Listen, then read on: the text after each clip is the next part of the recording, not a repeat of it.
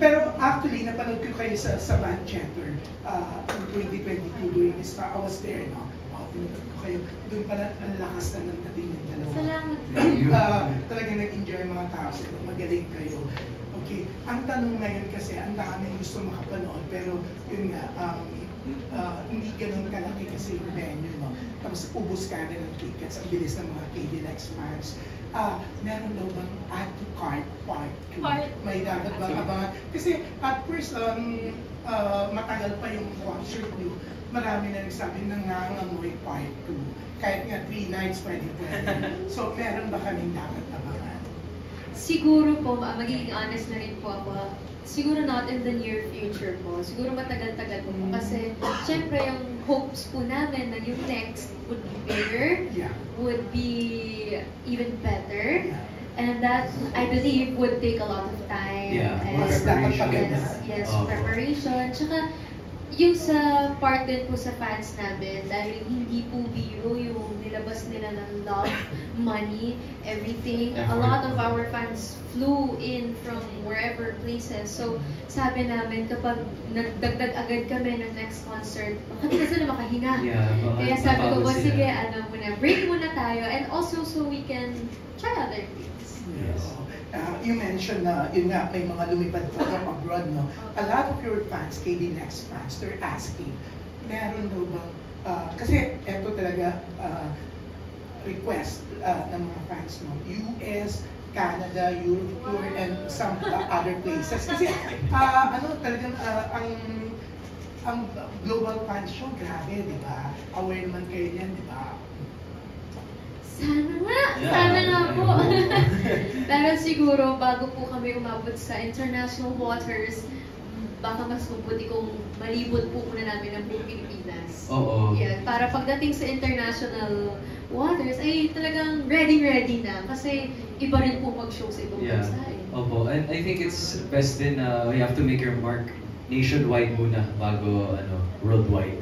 But your fans are, you cannot deny na your fans are talagang global. Yes, thank you. Diba, even fans from abroad, they're really so active. Super. Even, like, pag may mga special sa inyo, mga bagay-bagay, they even support your local fans. They're the ones really spending, diba? They're sending money, like, mga ang dami na itong sa add to cart, maraming yung sponsor yung mga global fans para makapanood yung mga hindi maka-afford talaga, hindi masyadong maka-afford, diba? You heard about it? Yes. Pero personally po, I really believe na Katie and I, we both have to grow a lot more before namin, honestly, kayanin ang international. Not that we have no faith in our fans abroad, but feeling ko po mas ikakabuti ng lahat. Kasi when was in sa Manchester, talagang ang daming fans nyo.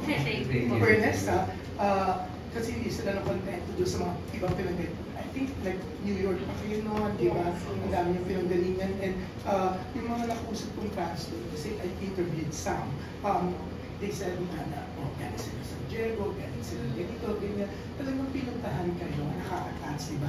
Kaya ako naniniwala ko when you said na umuwi pa dito yung iba. Kasi talagang marami namang patunay sila na talagang gano'n kayo kamahal, di ba?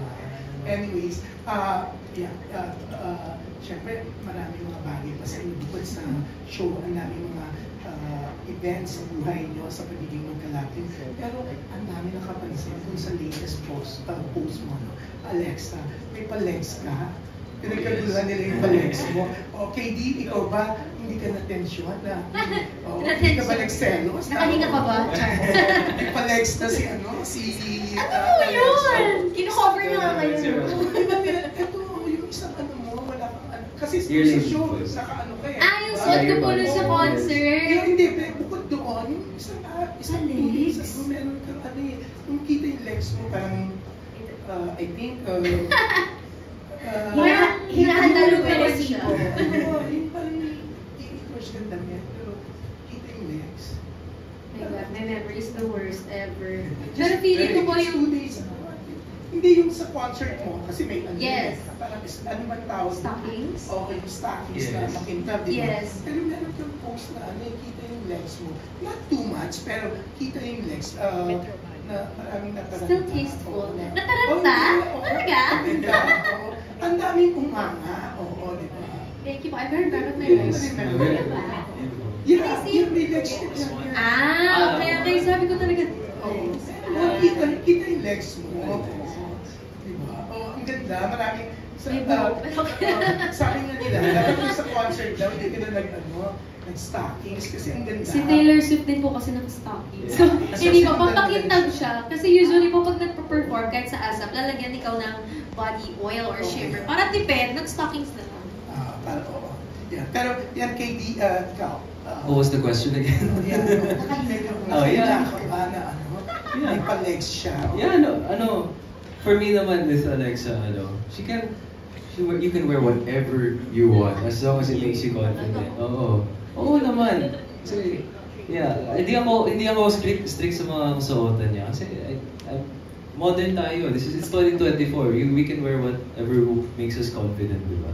And if may mambastos, it's not what you're wearing. It's yung isip mo yun. That's your Pero problem. si Alexa, hindi bastusin na dito. Hindi, social, elegante. Modern Maria Clara. Okay, thank you. Ito last na, baka insecure si DJ Ai. Pero eto, tama no, yung Alexa went to your premiere night. Diba? Yes, she did. Nakaka-touch, di ba? Yes, super.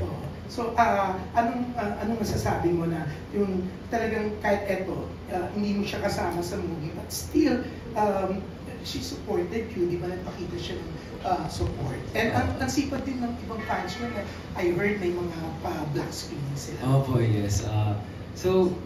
Ako, sobrang thankful ako na nakapunta si Alexa. Well, sinundo ko siya. Sabay kaming pumunta. Talaga? Sinundo ko po siya. And sadyang nauna siya sa red carpet kasi of course every time pag may red carpet, laging last ang cast. I'm very thankful Alexa was there. She waited for me. She watched the movie. Did you like it? She liked it. And ganun talaga kami sa isa't isa. Susuportahan namin ang isa't isa. Kahit anong gawin namin. I'm always there for her. She's always there for me. It's that kind of dynamic between me and Alexa. So nice, no? Kasi kahit magkahiwalay ng projects, hindi lang yung for the love team, but para sa bawat isa yung support niyo, di ba? Yes. And syempre, congratulations again. Thank you po. And more power sa future shows. More power. And we're gonna wait for the part of your concert. Thank you. Bigger, di ba? Yeah. Thank Thank you po. Thank you, teacher. Ito na. Actually, we're about to film the music video pa lang po. Kasi gusto ko, di ba sa international stars, when they release a single, it's accompanied by the music video. So that's what I'm trying to go for with this. Para no wasted time. Para kung magkaroon ng hype, I pray meron, tuloy-tuloy. So yun po, I guess, kakamitin lang namin kanina. Actually, kanina lang. So hopefully really soon, but I will announce kapag meron akong date. Thank you. Nakakaiyak siguro yung music video na yan. Ay, gusto kong durugin ko yung lahat. Oh my God. Dun sa unreleased songs is perform mo na dun sa concert, baka pwede natin sabihin sa mga hindi nakapanood yung title. Oh yeah, oo naman. Yung song po na yon, it's entitled Kung Naging Tayo. So title pa lang, masyaki na. Isa sa mga teorya din sa concert, yung eksena na parang pag din nag-propose si Katie Ayan, after labis na nung nung Disney medley. Ano yung reaction mo? Impromptu ba yun? Hindi po. Actually, galing po kasi yon sa song na Love is an Open Door sa Frozen. So, yun talaga yung lines niya na, Will you marry me? Pero yung sagot ko, yun yung impromptu kasi dapat nasagot ay yes. Pero parang baka pag sinagot ko yun, maniwala sila. Oo nga. So, sabi ko na lang, sige, ask me na lang again in a couple years. Baka ma-headline ka sa TV Patrol, no? Baka mga fake news tayo Nag-propose kay Alexa. Tapos wala naman sing-sing. Oo. For Katie, nung premiere nung Fruitcake kasi parang super proud si Yang after nung premiere dun sa performance mo sa movie. Tuwang-tuwa siya dun sa comedy performance mo sa... Nakanood na po ba kayo? Ano na sa Nakanood ka? Ito sa premiere. Yeah, ayun at the back of the cinema, ini-interview ako ng some media, some influencer friends. Then si Ate Yeng lumapit, sabi niya, KD, nakakatawa ang galing ko. Alam mo, umiiyak siya. Umiiyak? Umiiyak siya. May paglingon niya kasi siya nasa harap ko. Diba, nag-credits, tapos palakpak siya, tapos umiiyak talaga siya.